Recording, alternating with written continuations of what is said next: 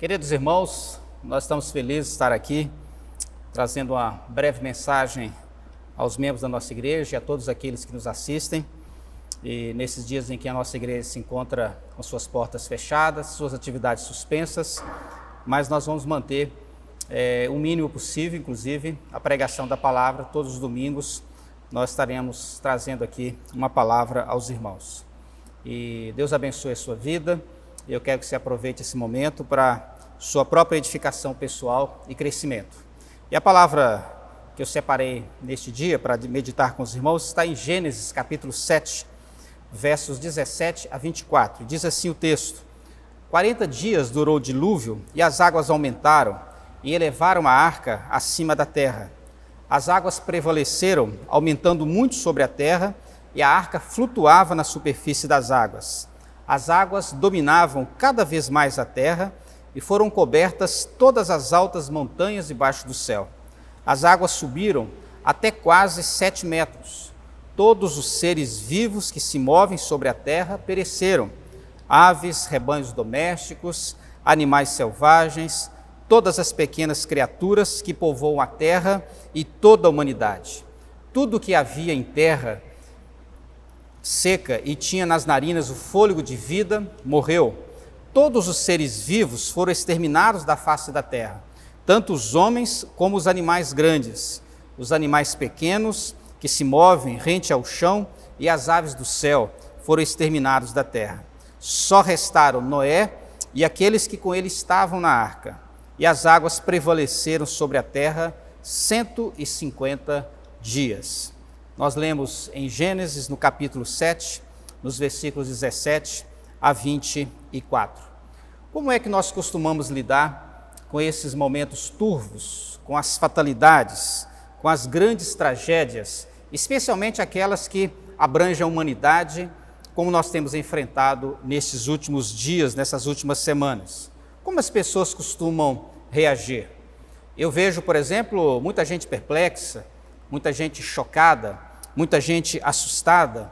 Vejo pessoas indignadas, vejo pessoas revoltadas, vejo pessoas cujos sentimentos são até difíceis de serem distinguidos. As reações são variadas, mas todas as pessoas respondem de alguma forma. Em Provérbios capítulo 10, verso 25, diz assim o sábio: quando vem a tormenta, o ímpio desaparece, mas o justo está firme para sempre. Quando vem a tormenta, o ímpio perece, desaparece, mas o justo permanece firme para sempre. E é interessante mostrar esta divisão de comportamento, essa dualidade de comportamento entre aquele que crê e aquele que não crê. O texto de Gênesis narra a história de Noé, ou pelo menos parte dela, quando a arca é tomada pelas águas, e o texto descreve bastante em detalhes todo o momento que é aqui tão conturbado, uma grande fatalidade, uma grande tragédia, onde todos os seres viventes acabam sendo dizimados, ceifados, mortos. E aqui nós aprendemos que o homem está assim sujeito a situações catastróficas, calamidades, dores, sofreres, e especialmente porque a nossa vida leva também as marcas de coisas ruins, de coisas piores. Eu gostaria, neste dia, de deixar com o seu coração um tema que fará muito bem a minha alma e a sua alma nesse tempo. Se por acaso o pior acontecer. Se por acaso o pior acontecer. Nós estamos vivendo momentos difíceis, mas se as coisas piorarem, e mesmo que paremos por aqui hoje, esse pior já chegou. Se por acaso o pior acontecer, primeira coisa, nós podemos descobrir a nossa pequenez diante do novo. As coisas novas que surpreendem, que chocam a nossa vida, revelam a nossa pequenez, a nossa insignificância, a nossa impotência. É o que aconteceu lá nos dias de Noé. Diz o verso 17 que o dilúvio durou 40 dias e as águas se elevaram acima de todas as montanhas da terra. Portanto, uma tragédia que ninguém podia controlar, ninguém podia dominar.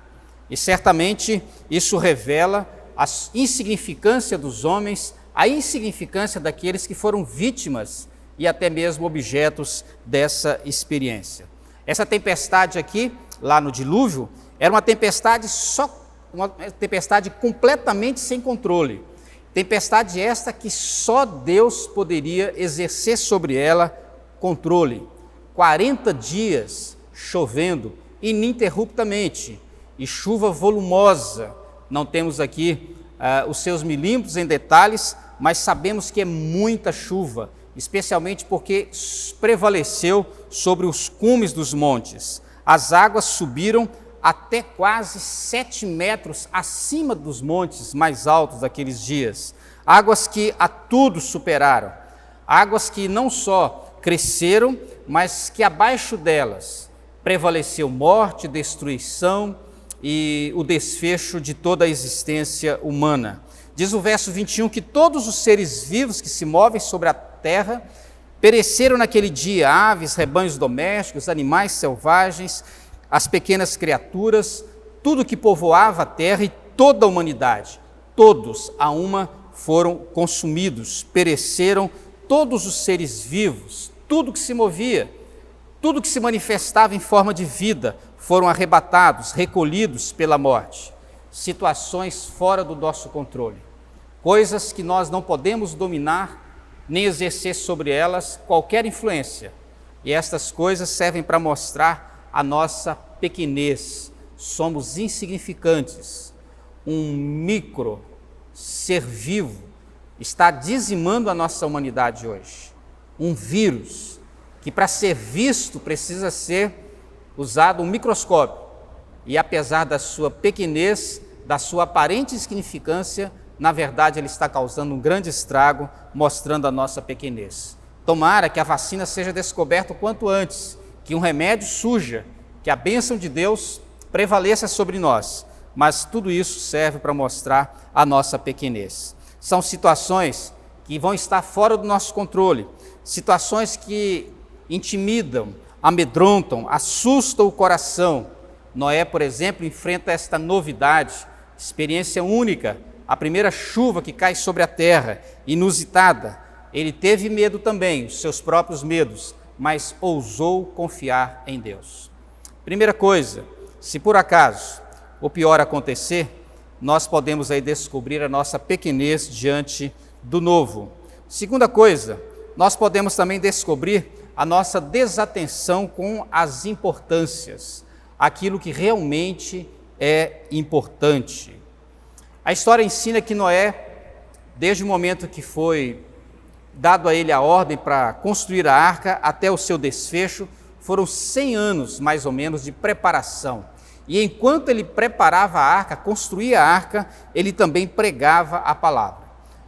O versículo 32 do capítulo 5 diz assim: aos 500 anos, Noé tinha gerado Sem, Cã e Jafé. Nesse tempo ele começa a construção da arca. Diz o capítulo 7, verso 6, um pouco mais à frente, que Noé tinha 600 anos de idade quando as águas do dilúvio vieram sobre a terra. Ou seja, desde o momento em que Noé é apresentado, que aparece com a sua família, até o momento em que ele entra na arca e que as águas caem, passaram-se 100 anos. Portanto, ele ficou mais ou menos 100 anos. Nos dias anteriores ao dilúvio, diz a palavra que os homens viviam comendo, bebendo, casando-se e dando-se em casamento, até o dia em que Noé entrou na arca e eles nada perceberam. Veio, portanto, o dilúvio e levou a todos. Assim acontecerá na vinda do Filho do Homem. Palavras de Cristo lá em Mateus 24, versos 38 e 39. E especialmente nessa segunda situação de Mateus, nós percebemos a distração, a desatenção completa da humanidade. Experiências como esta, do Covid-19, servem sim para sensibilizar o coração humano sobre muitos aspectos. A solidariedade, a humanidade, a própria humildade como valor que deve estar presente no coração humano. E olha que nós estamos vivendo, né, com certeza, um século onde as pessoas estão muito desatentas, distraídas com as coisas significativas, importantes, especialmente aquelas coisas relativas a Deus. Vivemos uma época em que os homens são e estão completamente escravizados por tudo aquilo que é passageiro. Estão completamente dominados por coisas transitórias, efêmeras, coisas que não têm durabilidade, que não vão permanecer, enquanto sustentam em sua índole, em sua alma, em seu coração, um profundo desprezo pelas coisas duráveis, entre elas a espiritualidade, sem considerar que às vezes o próprio casamento, o próprio trabalho, não é? As nossas lutas, os nossos objetivos, tais coisas também acabam revelando o desprezo humano, o desinteresse humano por coisas tão importantes e tão valorosas. Diz Mateus 24 que a chuva veio e levou a todos os desprevenidos, todos os desavisados, todos os desatentos, todos aqueles que viviam desligados daquilo que realmente importa e daquilo que realmente interessa. Esses tempos de confinamento social servem para sensibilizar a sua vida e a minha vida acerca das coisas que são realmente relevantes e importantes para nós, entre elas a vida com o nosso Deus. Se por acaso o pior acontecer, nós podemos descobrir a nossa pequenez diante do novo, nós podemos descobrir a nossa desatenção com as importâncias e nós podemos descobrir que a graça de Deus prevalece sobre tudo. E um detalhe, a graça de Deus prevalece sobre todas as coisas e ela prevalece sempre. Lembrou-se Deus de Noé e de todos os animais selváticos, animais domésticos, que com ele estavam na arca. Deus fez soprar o vento sobre a terra e as águas baixaram. Diz o capítulo 8 de Gênesis, no versículo 1. Primeiro detalhe que eu observo nessa palavra, Deus se lembrou. Nós cremos em um Deus que se lembra, um Deus que se volta para a humanidade, um Deus que está atento às nossas necessidades, um Deus que se entristece por causa das nossas tristezas, um Deus cujo coração é sensível, sofre com os nossos sofrimentos. Um ano depois, a terra estava seca, diz a palavra, em Gênesis 8:3. As águas iam se escoando continuamente de sobre a terra e minguaram ao cabo de 150 dias. Portanto, depois dos 40 dias, após 150 dias, nesse total, Deus faz com que a terra volte à sua normalidade. As águas vão minguando e vão se secando. É o Deus que sempre desejou e apelou pela vida. É o Deus que sempre pretende o melhor para o homem, inclusive a própria natureza. Os compromissos de Deus são eternos. Desde que Deus nos criou, Ele se mantém aliançado conosco. Diz a palavra que Deus fez um compromisso consigo mesmo, no capítulo 8, verso 21, que jamais destruiria novamente a terra. E diz o verso 2, verso 22, que enquanto essa terra durasse, ela produziria o sustento que toda a humanidade carece. A bênção de Deus prevalece sobre as tragédias e os sofrimentos. No capítulo 9 de Gênesis, verso 1, Deus abençoa Noé e os seus filhos, a sua casa, a sua família. E a bênção de Deus que já estava presente na arca enquanto vivia os dias de dilúvio, de inundação, é a mesma bênção que agora se manifesta de modo mais visível, patente, real. E a pergunta é, será que eu e você conseguimos enxergar as bênçãos de Deus no meio das calamidades, e especialmente depois das calamidades? Diz o verso 13 do capítulo 9 de Gênesis, que Deus coloca o seu arco nas nuvens, e este arco, que nós chamamos de arco-íris, é o sinal da minha aliança com a terra, com os homens, com a humanidade, com a sua vida e com a minha vida. O arco-íris serve como um grande testemunho, é Deus se lembrando do homem sempre e, de certa forma, também para sempre. É Deus se lembrando de todo ser vivente, o mesmo ser vivente que sofreu todas as mazelas de uma tragédia, de uma fatalidade, é o ser vivente que agora desfruta da bênção e da graça do Senhor. Se, porventura, o pior acontecer, eu e você usamos esta oportunidade para descobrir a nossa pequenez. Nós podemos usar esta oportunidade para descobrir a nossa desatenção com aquilo que realmente é importante. E, especialmente, vamos descobrir que a graça de Deus é irresistível, que ela prevalece sobre toda e qualquer fatalidade. Nada pode resistir ao favor e à bênção de Deus. Eu encerro dizendo que a história de Noé, da arca e da sua família é a história de todos nós. Essa história nos remete à pessoa de Jesus. Noé é um tipo de Cristo, é aquele que veio para nos resgatar, e é o Cristo que nós cremos. A arca é o instrumento da salvação, a morte de Cristo é o instrumento da sua e da minha salvação.